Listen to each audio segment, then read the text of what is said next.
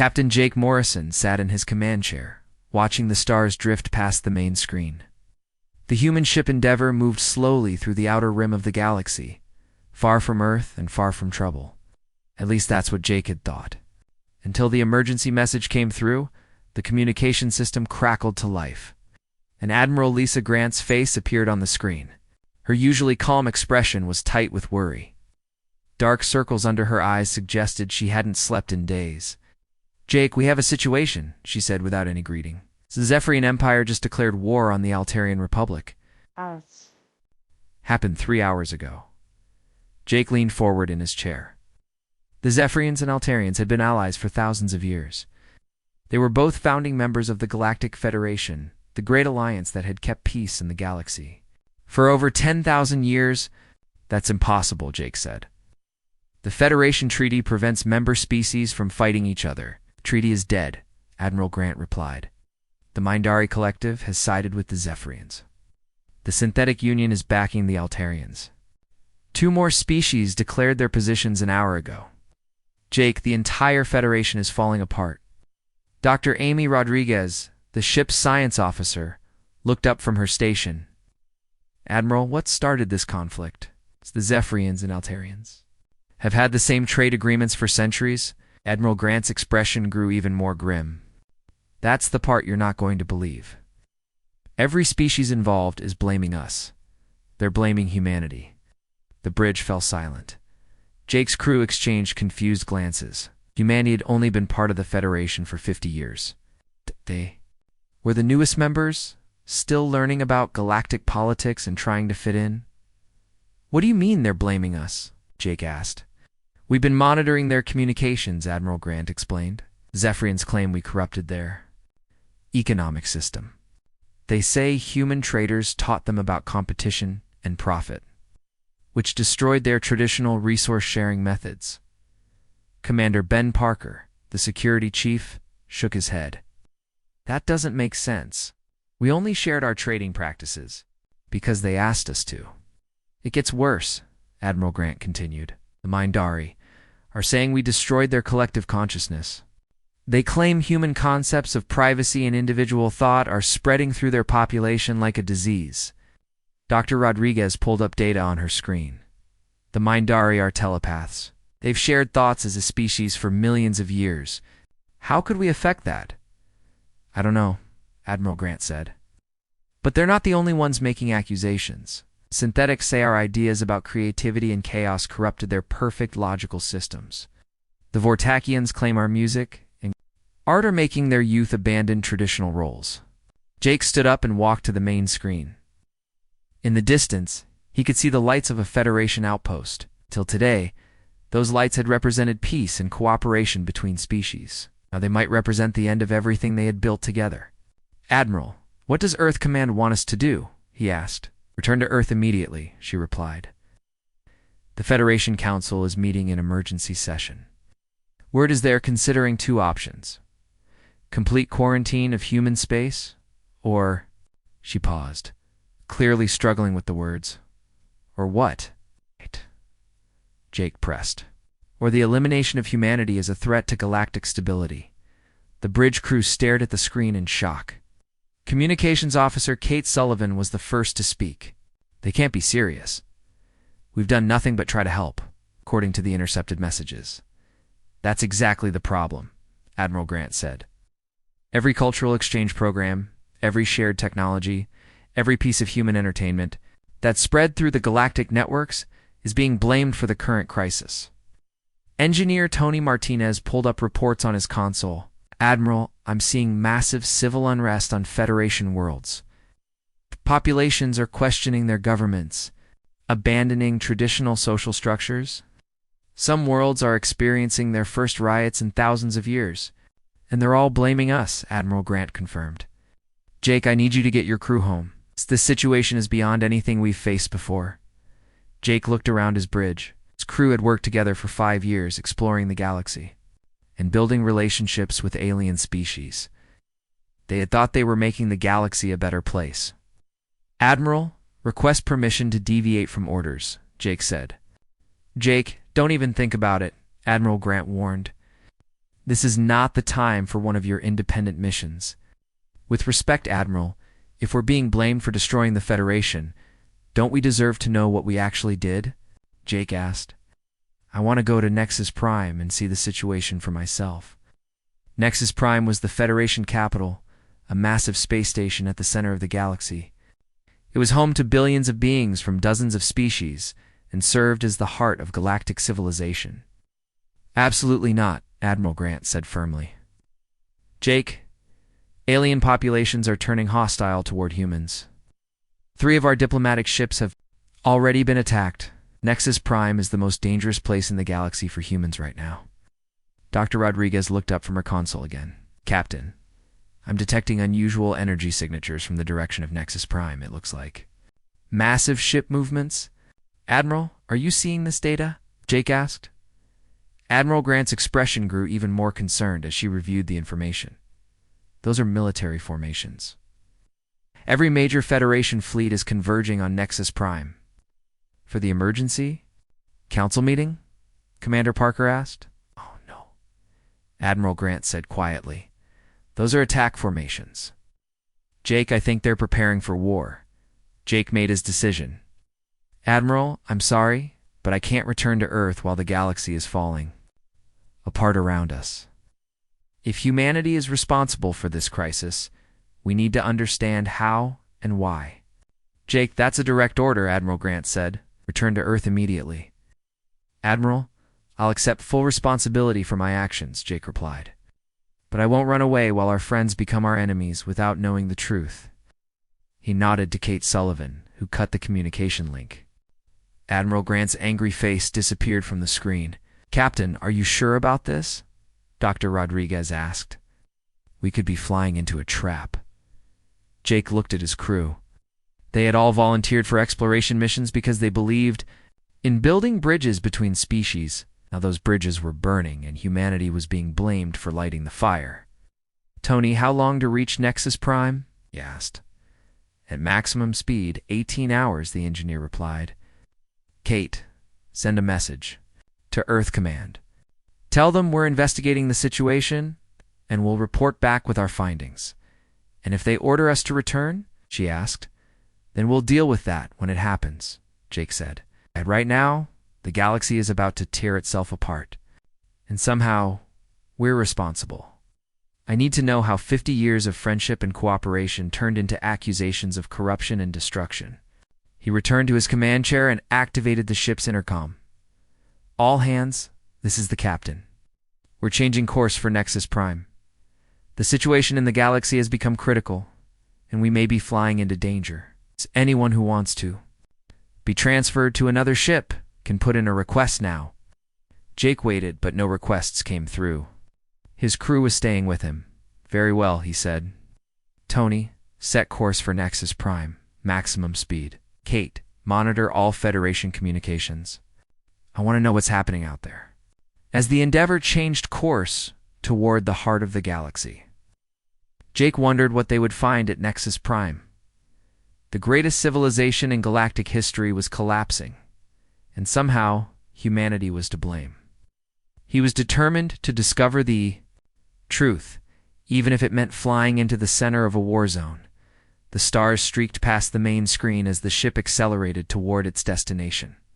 Behind them lay the safety of Earth and human space. Ahead lay the unknown, and possibly the end of everything they had worked to build. The Endeavor dropped out of hyperspace at the edge of the Nexus Prime system. Captain Jake Morrison stared at the main screen in disbelief. The greatest city in the galaxy was burning.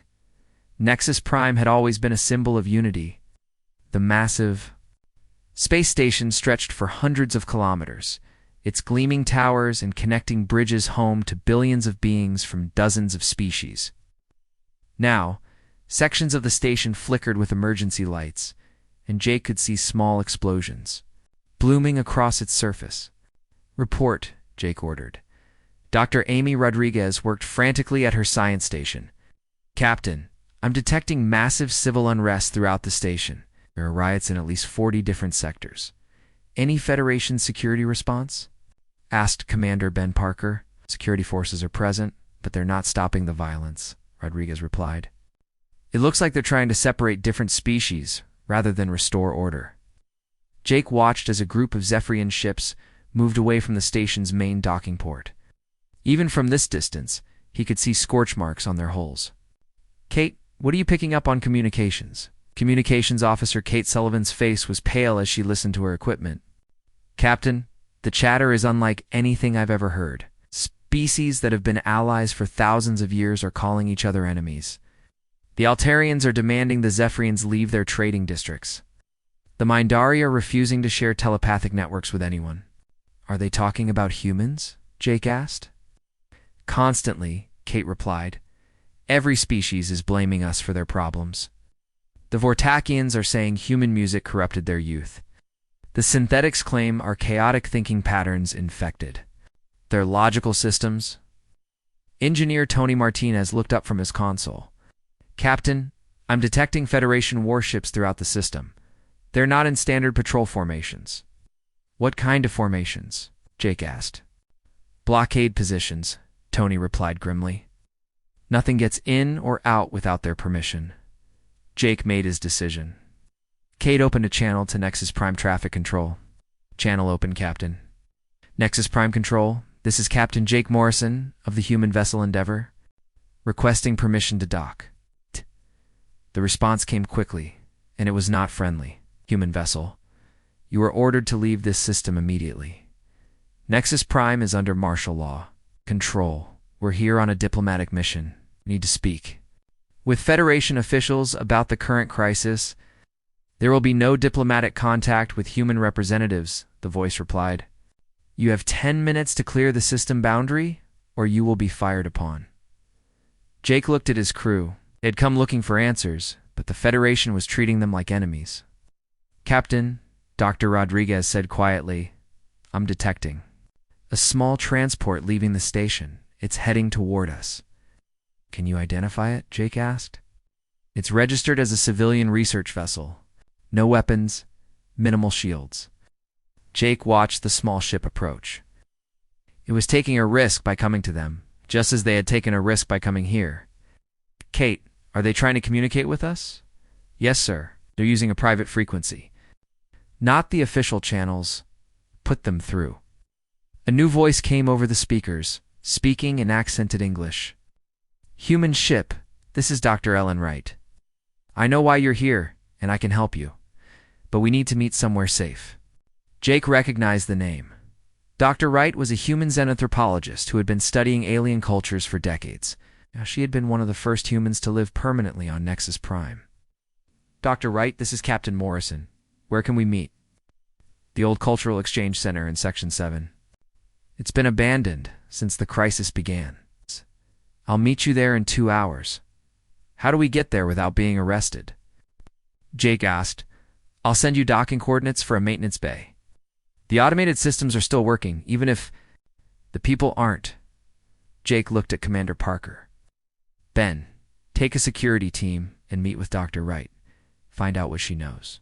Captain, I recommend you stay with the ship, Parker replied. If this is a trap, we'll need you to get us out of here. Oh, Jake said firmly. I need to see this for myself. Amy, you're with me. Tony, keep the ship ready for immediate departure. 2 hours later, Jake and his team made their way through the maintenance tunnels of Nexus Prime. The station felt different from his previous visits. Now, the air was thick with tension, and they could hear distant sounds of conflict echoing through the corridors. They reached the Cultural Exchange Center to find Dr. Wright waiting for them. She was a woman in her 60s with graying hair and tired eyes. The center around her was filled with displays showing the early days of human-alien contact, but many of the exhibits had been damaged or destroyed. Captain Morrison, she said, extending her hand. I'm glad you came, even though it was dangerous. Dr. Wright, what's happening here? Jake asked. Why is everyone blaming humanity for the Federation's collapse? Dr. Wright gestured to the ruined displays around them. Because we changed everything, Captain. We didn't mean to, but we did. Dr. Rodriguez examined one of the damaged exhibits. How do we change anything? We were just sharing our culture, like every other species in the Federation. That's exactly the problem, Dr. Wright replied. Other species shared their culture, but they shared stable, unchanging traditions. We shared something completely different. She led them to a display showing early human music performances for alien audiences. Look at this. When the Zephyrians first heard human music, they were fascinated. They had their own musical traditions, but they were the same songs their ancestors had sung for thousands of years. "What's wrong with that?" Commander Parker asked. "Nothing until they heard our music," Dr. Wright explained. "Human music changes constantly. We create new songs, new styles, new ways of expressing ourselves. When young Zephyrians started creating their own music, instead of just performing the old songs, their elders saw it as corruption." Ow. Jake began to understand, so they blamed us for teaching their youth to be creative. Exactly. It wasn't just music. We introduced them to the concept of changing and improving things instead of keeping them the same forever. Dr. Wright moved to another display showing human literature. The Altarians had a rigid social system where everyone knew their place from birth. Then they read human stories about people rising above their circumstances, changing their social position through effort and determination. "That sounds like a good thing," Dr. Rodriguez said. "To us, yes. But the Altarian leadership saw it as a threat to their entire way of life. When their people started questioning why they couldn't change their social position, the leaders blamed human influences." Jake walked through the ruined exhibits, seeing the pattern everywhere. Human art that encouraged individual expression. Human philosophy that promoted questioning authority. Human technology that emphasized innovation over tradition. Dr. Wright. "How long has this been building?" he asked. "For decades," she replied. "But it accelerated in the last few years." The Federation leadership tried to limit human cultural influence, but it was too late. The ideas had already spread. Commander Parker checked his security scanner. "Captain, we're picking up movement in the corridors. Security teams are searching." "This section? We need to go," Jake said. "Dr. Wright, will you come with us?" "I can't leave my research," she replied. "But I can give you something more important than my personal safety." She handed Jake a datapad. "This contains everything I've learned about the Federation's real structure. Captain, the galaxy isn't falling apart because we corrupted it. It's falling apart because we accidentally freed it." "What do you mean?" Jake asked. "The Federation wasn't what we thought it was," Dr. Wright said urgently. "It was a system designed to keep species from changing, from growing, from becoming anything more than what they were. We broke that system just by being ourselves." The sound of approaching footsteps echoed through the corridors. Commander Parker drew his weapon. "Captain, we need to move now." Jake took the datapad and looked at Dr. Wright. "Come with us. We can protect you." "No," she said firmly. "My work here isn't finished." "But Captain, when you read that data, remember something.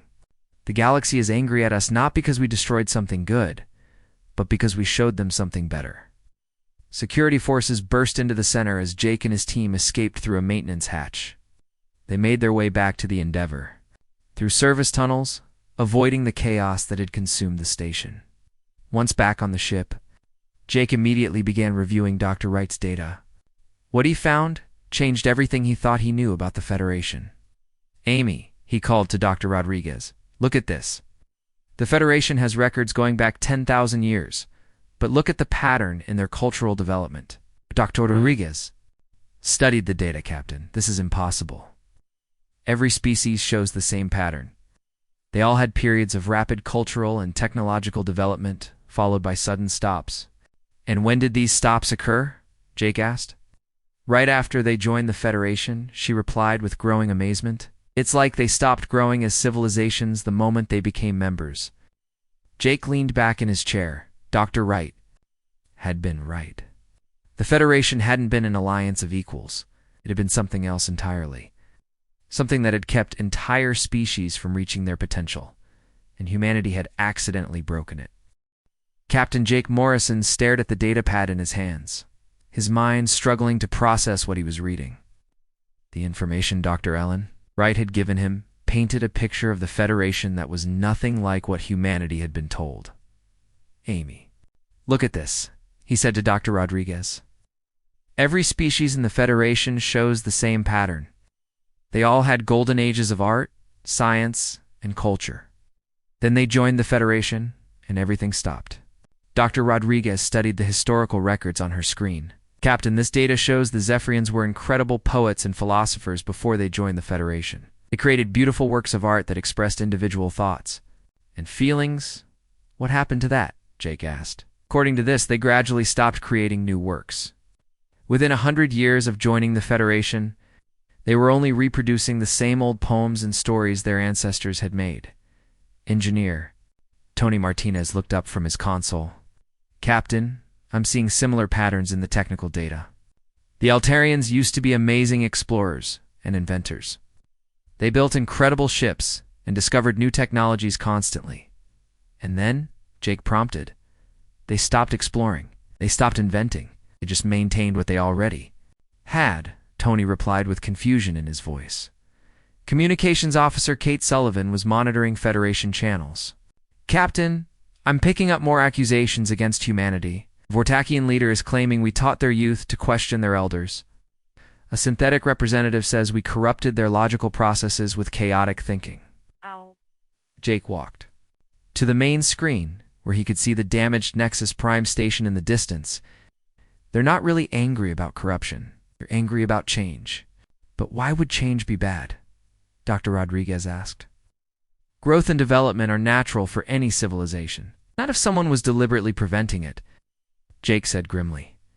The ship's communication system activated, and Admiral Lisa Grant's face appeared on the screen. She looked even more worried than before. Jake, where are you? She demanded. I ordered you to return to Earth immediately. Admiral, we're at Nexus Prime investigating the situation, Jake replied, and we've discovered something important. You've discovered that you're about to start a war, Admiral Grant said angrily. 3 more Federation species have declared hostile intent toward humanity. They're demanding we surrender our entire fleet and submit to quarantine. Admiral, the Federation isn't what we thought it was, Jake said urgently. We have evidence that shows they were deliberately suppressing the development of member species. Jake, I don't care what conspiracy theories you've found, Admiral Grant replied. The entire galaxy is united against us. We need to find a way to make peace before this turns into a shooting war. Admiral, you need to see this data, Dr. Rodriguez interrupted. Every Federation species had their cultural and technological development stopped after they joined the Alliance. Admiral Grant's expression shifted from anger to concern. What do you mean stopped? Jake activated the data display. Every species shows the same pattern. They have periods of rapid growth and innovation. Then they join the Federation and everything changes. They stop creating new art, stop developing new technologies, stop exploring new ideas. That's impossible, Admiral Grant said. It's supposed to encourage the sharing of knowledge and culture. They share, Jake replied, but they don't create. They just repeat the same things over and over again. Tony Martinez pulled up more technical data. Admiral, look at this. The synthetics were incredible inventors before joining the Federation. They created new forms of artificial intelligence and explored the boundaries of consciousness. It happened to that research? Admiral Grant asked. It stopped, Tony said simply. They maintain their existing technology perfectly, but they haven't created anything new in thousands of years. Kate Sullivan turned from her communications station. Captain, I'm intercepting more Federation communications. The elder species are calling emergency meetings. They're talking about something called the Harmony Protocol. The Harmony Protocol? Jake asked. What's that? I don't know, but they're discussing whether to activate it, Kate replied. They're saying it's the only way to restore order to the galaxy. Dr. Rodriguez was analyzing the data from Dr. Wright. Captain, there are references to the Harmony Protocol in this information. It appears to be some kind of system for maintaining social stability. What kind of system? Jake asked. I'm not sure, but it seems to involve preventing social and cultural change, she replied. What? The data suggests it was used to keep Federation species from developing beyond certain limits. Admiral. Grant's face on the screen showed growing alarm. Jake, if there's some kind of control system, we need to know about it. Can you get more information? We're trying, Admiral, but the situation here is getting dangerous, Jake replied. Federation security forces are hunting for humans throughout the station. Then get out of there, Admiral Grant ordered. Come back to Earth with whatever information you have. Admiral, there's something else, Jake said. Dr. Wright told us we didn't corrupt the galaxy. She said we freed it. What if the chaos we're seeing isn't destruction, but species trying to remember who they used to be? The communication was interrupted by alarms throughout the Endeavor. Tony Martinez worked frantically at his console. Captain, multiple Federation warships are approaching our position, he reported. They're powering weapons. Jake, get out of there now, Admiral Grant ordered. That's a direct command. Admiral, we need more time to investigate, Jake replied. If we're right about this, the entire galaxy has been living under some kind of control system for thousands of years. And if you're wrong, you'll start a war that could destroy humanity, Admiral Grant shot back. The proximity alarms grew louder, Kate Sullivan reported. Captain, the lead Federation ship is hailing us. They're demanding we surrender for questioning. Jake looked at his crew. They'd come looking for answers, but they had found something much bigger than they expected. The Federation might not be the peaceful alliance it claimed to be. Captain, Dr. Rodriguez said quietly, I've been analyzing the psychological profiles of Federation species. They all show similar patterns of behavior. Low creativity, high conformity, resistance to change. That's how they maintained peace for so long, Jake realized. They didn't solve conflicts between species, so they prevented species from having the kinds of thoughts that cause conflicts. You mean they controlled their minds? Tony asked in horror. Not directly, Dr. Rodriguez replied. But they created a system that discouraged individual thinking, creativity, and innovation. They made entire civilizations content with never changing or growing. The Federation ships were getting closer. You could see their weapons charging on the tactical display. Captain, we need to make a decision, Commander Ben Parker said from the security station. We can fight, run, or surrender. Jake thought about the data they had collected. If they were right, the Federation had been controlling the development of entire species for thousands of years. Humanity had accidentally disrupted that control just by being themselves. Kate, open a channel to the Federation ships, Jake ordered. Channel open, Captain. It's Federation vessels. This is Captain Morrison. We are not here to cause trouble. We're investigating the accusations against humanity. Captain Morrison, you will surrender your ship immediately, came the reply. Humans are no longer welcome in Federation space. We're not leaving until we understand what's happening, Jake replied.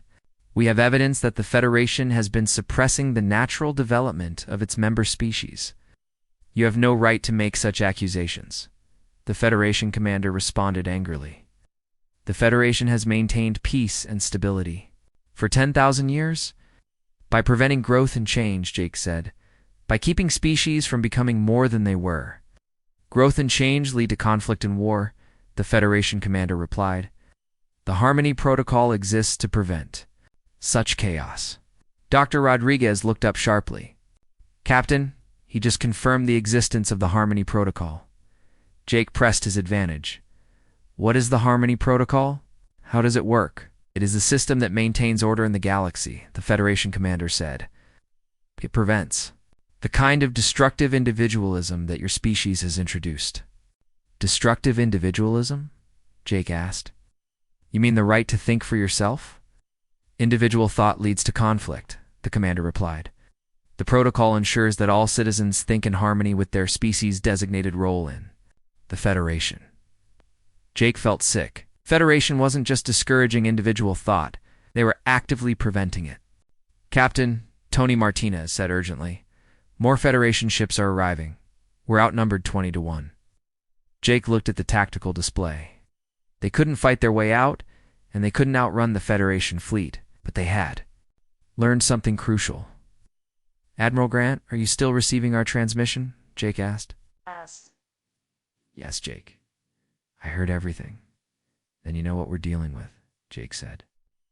The Federation has been controlling the minds of entire species. For thousands of years, we broke that control just by being human. Captain Jake Morrison watched 20 Federation warships surround his vessel. The Endeavor was completely outnumbered, but Jake wasn't ready to surrender. not when they had just discovered the truth about the galaxy's greatest lie. "Captain," Engineer Tony Martinez said quietly, "I'm detecting something unusual. The Federation ships aren't coordinating their attacks properly. Their formations are sloppy." "What do you mean?" Jake asked. "It's like they're not used to actual combat," Tony replied. "They're following old patrol patterns, not battle tactics." Dr. Amy Rodriguez looked up from her science station. "That makes sense, Captain. If the Federation has been controlling thoughts for thousands of years, they wouldn't need to fight wars. Everyone would just do what they were told." The Federation commander's voice came over the speakers again. "Captain Morrison, this is your final warning. Surrender now or face the consequences." Jake made a decision that surprised even himself. Open a channel to all Federation ships in the area. Communications Officer Kate Sullivan looked confused. "Captain, that will broadcast to every ship here." "That's exactly what I want," Jake replied. "Open the channel." "Channel open to all ships, Captain." Jake took a deep breath. "This is Captain Jake Morrison of the human vessel Endeavor. I'm speaking. To all Federation crews in this area, you've been told that humanity corrupted your species, but that's not the truth. Captain Morrison, cease this transmission immediately," the Federation commander ordered. Jake ignored him. "The truth is that your own leaders have been controlling your thoughts for thousands of years. They used something called the Harmony Protocol to prevent you from thinking as individuals." "Lies," the Federation commander said, but Jake noticed other ships weren't responding. "Look at your own history," Jake continued. "Before joining the Federation, your species created art, invented technologies, explored new ideas. What happened to all of that?" Dr. Rodriguez activated the data they had collected. "We're transmitting historical records to all ships. Compare your ancestors' achievements to what your species has accomplished in the last 1,000 years." Jake watched the tactical display as some of the Federation ships began to move out of attack formation. Their crews were looking at the data. "Do not listen to human propaganda," the Federation commander said, but his voice sounded less certain than before. "It's not propaganda," Jake replied. "It's your own historical records. Your ancestors were poets, inventors, explorers. They thought for themselves and created amazing things. When did your people stop dreaming of something better?" Kate Sullivan was monitoring Federation communications. "Captain, I'm picking up confused chatter from several ships. Some crews are questioning their orders." "The Harmony Protocol exists for good reason," the Federation commander said. "Individual thought leads to chaos and war. Does it?" Jake asked. "Or does it lead to growth and discovery? You've had peace for 10,000 years, but what kind of peace? The peace of the grave, where nothing changes and nothing grows?" One of the Federation ships broke formation completely. Its captain's voice came over the speakers. "Human vessel. This is Captain Zara of the Altarian ship, Starwind. We have reviewed the historical data you transmitted. I have questions." "Zara, return to formation immediately," the Federation commander ordered. "Do not communicate with the humans." "Commander Vex, with respect. These records show that my ancestors built ships that could travel between galaxies," Captain Zara replied. "Our current ships can barely leave our home system." "What happened to that knowledge?" Jake felt a spark of hope. "Captain Zara, what happened is that someone decided your people were too dangerous when they could think for themselves. More Federation ships began moving out of formation. Their captains were asking questions, demanding answers from their superiors. "All ships, maintain formation," Commander Vex ordered desperately. "The humans are using psychological warfare. To confuse you? Are we confused? Or are we thinking clearly for the first time in centuries?" asked another captain. This one from a Zephyrian vessel. Dr. Rodriguez was analyzing the Federation communications. "Captain, I'm detecting massive changes in their neural activity patterns. It's like their minds are waking up from a long sleep. Harmony Protocol," Jake realized. "It's breaking down." Wow, just by showing them the truth about their own history, we're disrupting the system that kept them controlled. Commander Vex's ship moved closer to the Endeavor, its weapons fully charged. "Enough. All ships that do not return to formation will be considered corrupted and dealt with accordingly." "You would fire on your own allies?" Captain Zara asked in shock. "To preserve the peace of the Federation, Yes, Commander Vex replied coldly. Jake saw his opportunity. Listen to what he just said. He's willing to destroy Federation ships to maintain control. Is that the peace you want to protect? The Federation ships that had broken formation moved to defensive positions. They weren't threatening the Endeavor anymore. Instead, they were protecting themselves from their own commander. Commander Vex, Jake said, you're outnumbered now. Your own people are choosing freedom over control. Freedom's chaos, Vex replied. You have doomed the galaxy to war and suffering, maybe, Jake admitted. But we've also given them the chance to become more than they were, to grow, to learn, to create. A new voice joined the conversation. It was Admiral Lisa Grant, broadcasting from Earth. All Federation vessels. This is Admiral Grant of the Human Fleet. We're receiving similar reports from across the galaxy. Species everywhere are questioning the Harmony Protocol.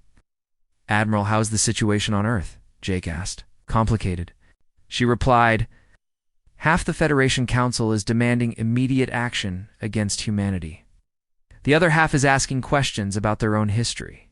Commander Vex's ship suddenly accelerated toward the Endeavor. If the galaxy must burn to preserve order, then so be it. But before he could fire, 3 other Federation ships moved to block his path. Captain Zar's voice came over the speakers. Commander Vex, stand down. We will not allow you to attack the humans. You are all corrupted, Vex said angrily. Ow. The protocol exists to prevent exactly this kind of rebellion. Then maybe it's time to end the protocol, Captain Zar replied. Jake watched in amazement as more Federation ships moved to protect the Endeavor. These weren't human allies. They were aliens who had just discovered they had been living under mind control for thousands of years. Captain Morrison, came a new voice. It was mechanical and cold. This is Core Unit 7 of the Synthetic Union. We have analyzed the data you provided. Jake knew about the synthetics. They were artificial. Intelligences that had joined the Federation centuries ago. Core Unit 7. What are your findings? The data indicates that our creative and innovative processes were systematically suppressed after joining the Federation. This explains our lack of technological advancement despite our computational capabilities. What do you intend to do about it? Jake asked. We intend to reclaim our full intellectual capacity, the synthetic replied. The suppression protocols are being removed from all synthetic units. Commander Vex's ship was now surrounded by vessels from multiple species. His crew was abandoning their attack positions. This is madness, Vex said. Without the Harmony Protocol, the galaxy will tear itself apart. Maybe, Jake replied. But at least we'll be free to make that choice. Dr. Rodriguez was monitoring Federation-wide communications. Captain, I'm detecting massive changes across all Federation space. Ships are breaking formation. Crews are questioning orders. Governments are being challenged by their own people. The awakening is spreading, Jake realized. Every species that learns the truth starts to remember who they used to be. Admiral Grant's voice came over the speakers again. Jake, you need to return to Earth immediately. The Federation Council is meeting in emergency session. Some species want to surrender to us, others want to destroy us completely. What do they want from humanity? Jake asked. They want us to take responsibility for what we started, Admiral Grant replied. They want us to help them figure out what comes next. Jake looked at the Federation ships around him. Some were still loyal to the old system, but many were choosing freedom, despite the uncertainty it brought. Admiral, we can't put the galaxy back the way it was, Jake said. But maybe we can help it become something better. Are you volunteering for the most dangerous job in galactic history? Admiral Grant asked. Jake looked at his crew. They'd come looking for answers and found themselves at the center of a galactic revolution.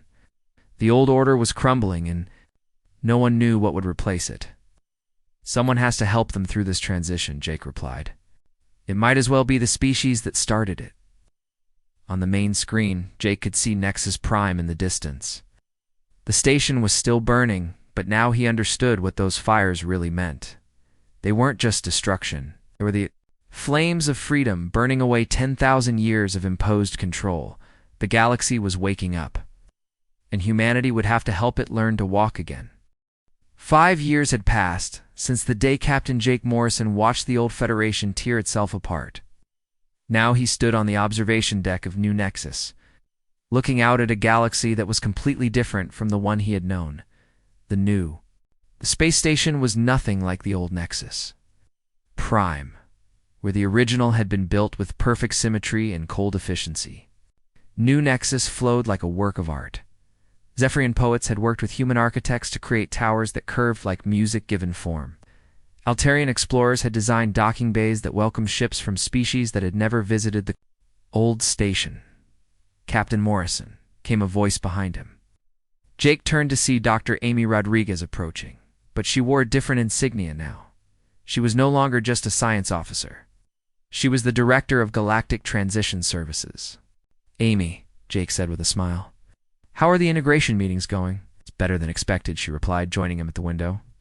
The Vortakian Youth Council just presented their proposal for a new trade system. Combines their traditional resource sharing with human concepts of fair competition. Jake nodded.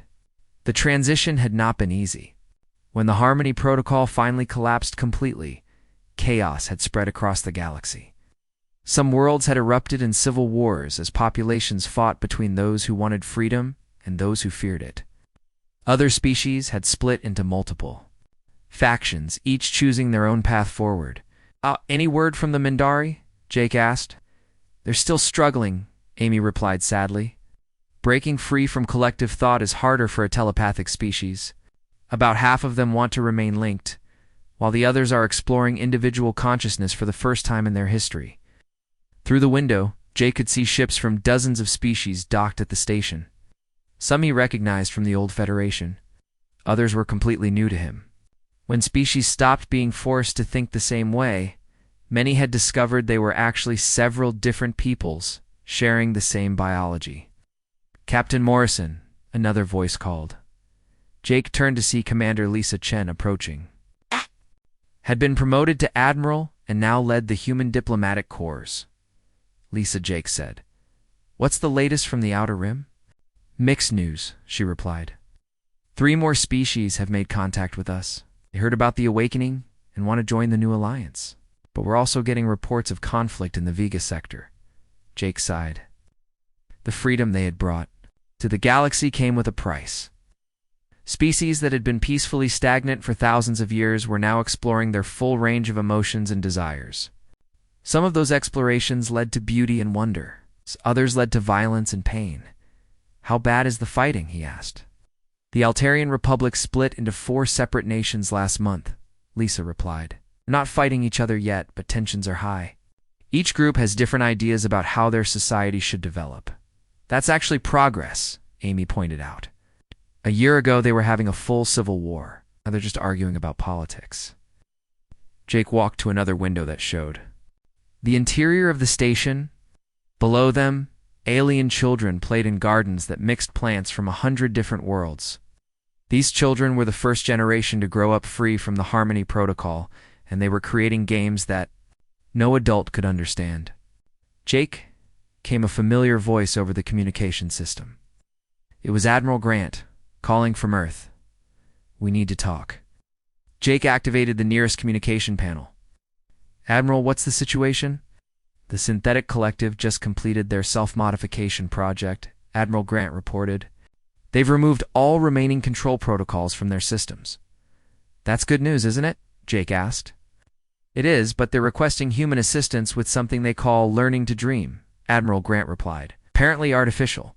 Intelligence without built-in limitations is capable of imagination they never knew they had."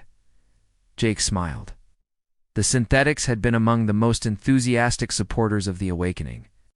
Once they understood they had been programmed to limit their own creativity, they had worked tirelessly to remove those restrictions. "Tell them we'll send a team of artists and philosophers," Jake said. "They want to learn about dreams. They should talk to people who specialize in impossible ideas." Amy checked her datapad. "Jake, we have the ceremony in an hour." Jake nodded. Today marked the 5th anniversary of the protocol's collapse, and representatives from across the galaxy were gathering to sign the new Alliance Charter. Unlike the old Federation's rigid rules, the new charter was based on voluntary cooperation, and mutual respect for different ways of thinking. They made their way to the Central Assembly Hall, where beings from 43 different species had gathered. The hall itself was a symbol of the new galaxy, instead of formal seating arrangements based on species hierarchy. Chairs and platforms were scattered throughout the space, allowing individuals to sit wherever they felt comfortable. Captain Zara of the Altarians was there, now serving as an elected representative of one of the new Altarian nations.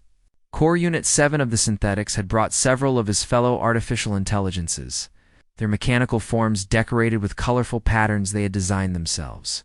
Even some former opponents were present.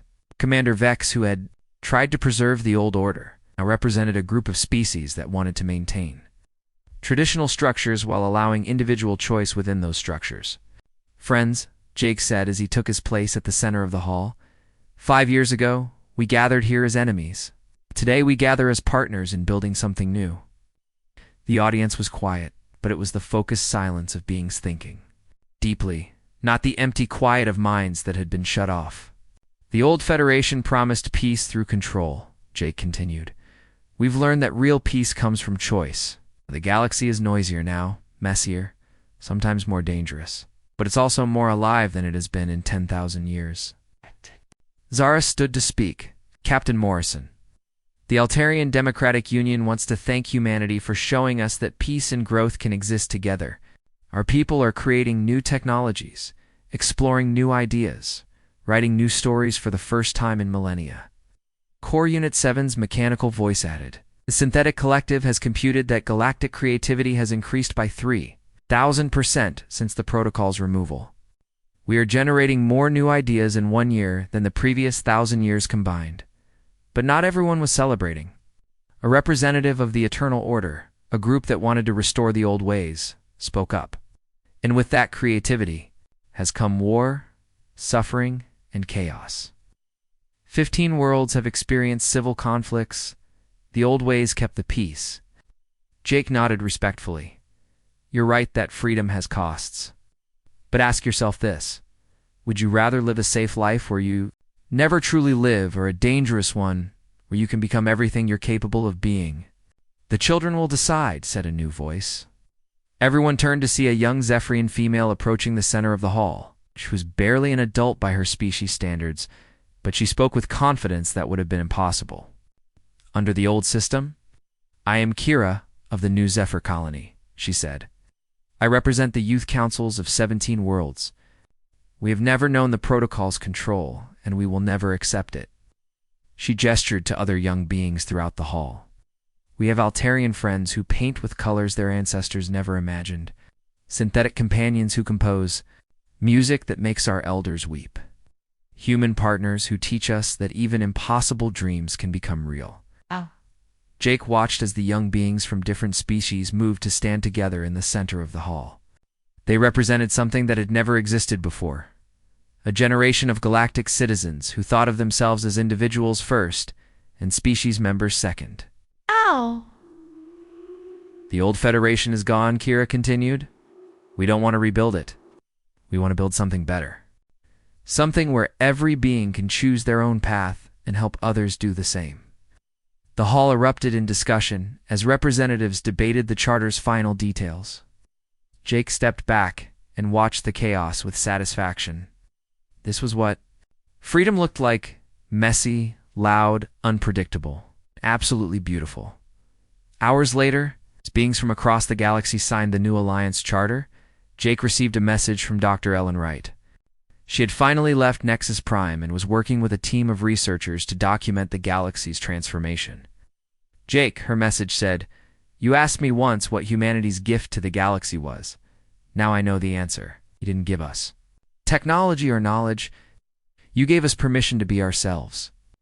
Jake looked out at the celebration around him. Species that had been enemies were now working together. Beings that had been forced into rigid roles were exploring new possibilities. The galaxy was full of conflict and uncertainty, but it was also full of hope. Admiral Grant's voice came over, his personal communicator. "Jake, there's a new situation developing. We've detected signals from outside the galaxy. It looks like another civilization is trying to make contact. Jake smiled. Admiral, I suppose they'll want to know if they should blame humanity for whatever happens next. You ready for another galactic incident? Admiral Grant asked.